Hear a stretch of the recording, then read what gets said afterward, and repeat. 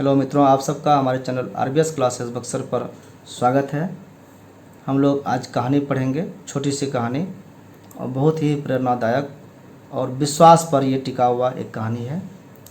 विश्वास किसी पर भी हो सकता है, विश्वास ईश्वर पर भी होता है। ईश्वर पर का विश्वास कभी टूटता नहीं है। व्यक्ति पर विश्वास जो होता है कभी कभी टूट भी जाता है। ईश्वर पर का विश्वास नहीं टूटता है। जो सच्चा भक्त होता है, जो सच्चे व्यक्ति होते हैं, उनका कुछ भी उनके साथ हो जाएगा, विश्वास वो ईश्वर पर ज़रूर करते हैं, क्योंकि होनी अनहोनी वो सब कुछ ईश्वर की मर्ज़ी होता है, उस ईश्वर की मर्ज़ी से होता है। ऐसा वो मान करके ईश्वर पर विश्वास टिकाए रखते हैं, उससे डिगते नहीं, उससे हटते नहीं। इसी में एक कहानी जो है आज, भगवान पर सच्चा विश्वास, ये टाइटल है। इस कहानी पर चलने के पहले आप सबसे रिक्वेस्ट करेंगे कि जो भी चैनल पर पहली बार आए हैं, कृपया करके आप चैनल को सब्सक्राइब कर दीजिएगा, बेल आइकन दबा लीजिएगा। कहानी में चलते हैं कि एक अत्यंत गरीब महिला थी जो बहुत ही गरीब थी। गरीब का मतलब उसको सही तरीके से जितना भोजन चाहिए, जो भी मिनिमम आवश्यकता है रहने के लिए, घर, खाना, कपड़ा, ये नहीं मिल पाता था। शिक्षा सुविधा जो भी है, ज़रूरत का सामान सब कुछ उसके पास नहीं था, इसलिए उसको गरीब कहा गया। तो एक अत्यंत गरीब महिला थी, लेकिन वो भक्त थी जो ईश्वरीय शक्ति पर विश्वास करती थी। यानी ईश्वर कोई है, ईश्वर, अल्लाह, गॉड, जो भी कह लीजिए, एक परम शक्ति है जो हम सबका केयर करता है, हम सबका ध्यान रखता है। उस पर वो विश्वास करती थी। भले उसने कुछ नहीं देखा हो, लेकिन ईश्वर पर विश्वास था, अटूट विश्वास था। एक बार क्या हुआ, अत्यंत ही विकट स्थिति में वह आ गई। विकट स्थिति यानी बहुत ही बुरा स्थिति था। ऐसी परिस्थिति कि जिसकी कल्पना नहीं कर सकता है कोई। इतना दयनीय स्थिति, इतना बुरा स्थिति हो गया था उनका। क्या स्थिति हो गया था कि कई दिनों से खाने के लिए पूरे परिवार को कुछ नहीं मिला। भूखे मरने की नौबत आ गई। मतलब क्या हुआ, खाने के लिए अनाज अब नहीं मिल पा रहा था। कोई स्कोप नहीं था, कोई ऑप्शन नहीं दिख रहा था कि कहाँ से खाना आएगा, कहाँ से अनाज आएगा, थोड़ा सा भी अनाज आ जाए ताकि सबका पेट भर सके, ये भी नहीं उपलब्ध हो पा रहा था। इसी स्थिति को विकट स्थिति कहा गया। एक दिन उसने क्या किया, जब बर्दाश्त से बाहर हो रहा था भूख, तो उसने रेडियो के माध्यम से ईश्वर को अपना संदेश भेजा, तार भेजा ईश्वर को कि वह उसकी मदद करे।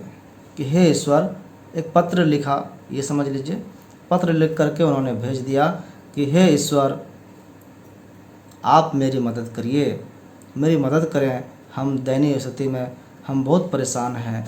ईश्वर, आप चाहें तो हमारी परेशानी दूर हो सकती है, आप हमारा मदद करें।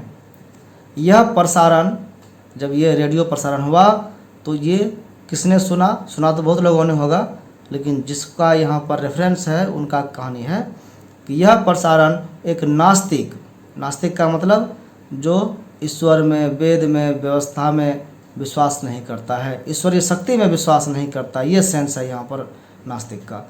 तो वो एक व्यक्ति जो था, नास्तिक था, घमंडी था, अहंकारी था, और वो उद्योगपति था, पैसे वाला था, उद्योग मालिक था, वो बिजनेस का मालिक था, कंपनी का मालिक था, लेकिन वो ईश्वर में विश्वास नहीं करता था।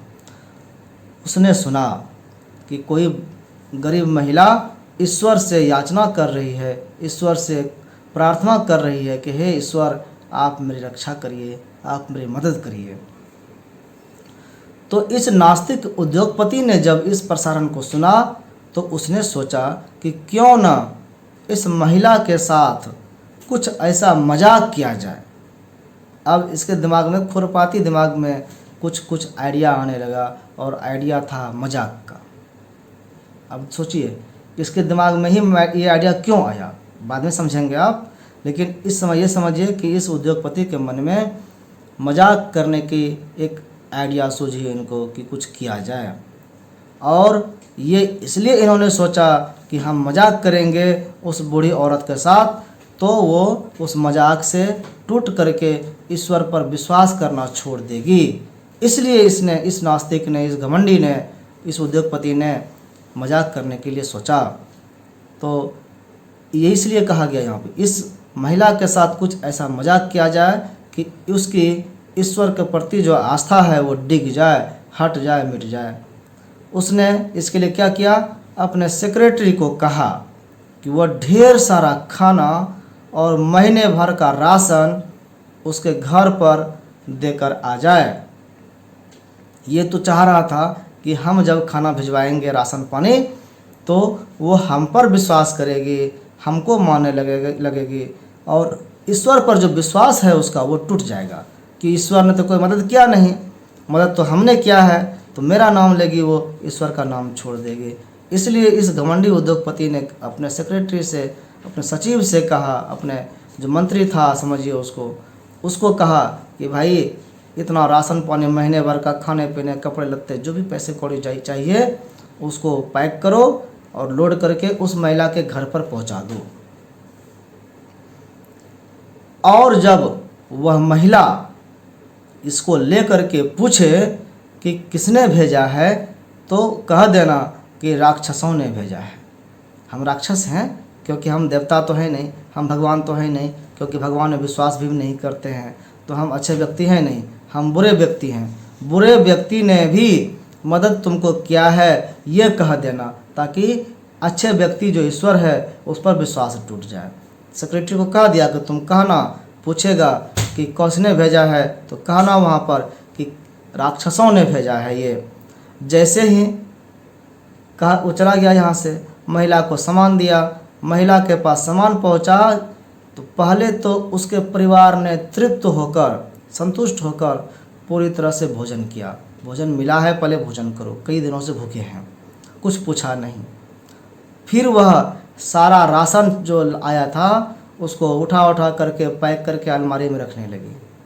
बूढ़ी औरत अब सोच ही नहीं रही है कुछ, वो न खाना पीना खा करके भी इस सेक्रेटरी को कुछ नहीं पूछ रहा है, सारा सामान उठा करके अपने अलमारी में, अपने बक्से में रखने लगी, फिर भी कुछ नहीं बोल रही है। जब महिला ने पूछा नहीं कि यह सब किसने भेजा है, तो सेक्रेटरी से रहा नहीं गया, ये पूछ क्यों नहीं रही है, पूछेगी तो हम जवाब देंगे कि राक्षस ने भेजा है, ये पूछेगी तब तो, ये पूछ क्यों नहीं रही है, इसके मन में ये क्यों नहीं हो रहा है कि आखिर भेजा किसने। तो सेक्रेटरी से रहा नहीं गया और पूछ ही दिया, इसी ने पूछ दिया। जब महिला ने नहीं पूछा तो इन्होंने ही पूछ दिया। क्या पूछा कि आपको क्या जिज्ञासा नहीं होती, क्या आपके मन में ये प्रश्न नहीं हो रहा है कि यह सब किसने भेजा है। तो उस महिला ने अति उत्तम उत्तर दिया। क्या वो महिला उत्तर देती है, बहुत ही मार्मिक है और बहुत ही ये समझने की चीज़ है। महिला बोलती है कि मैं इतना क्यों सोचूं, ये मैं क्यों पूछूं, मुझे भगवान पर पूरा भरोसा है, मुझे अपने ईश्वर पर भरोसा है। मेरे भगवान जब आदेश देते हैं, क्योंकि हमने उनको रिक्वेस्ट किया था, उनसे हमने प्रार्थना की थी कि हमको भोजन नहीं है, हे ईश्वर हमको भोजन पहुंचा दीजिए, हमको भोजन दे दीजिए। उन्होंने भोजन भेज दिया, हम क्यों पूछें।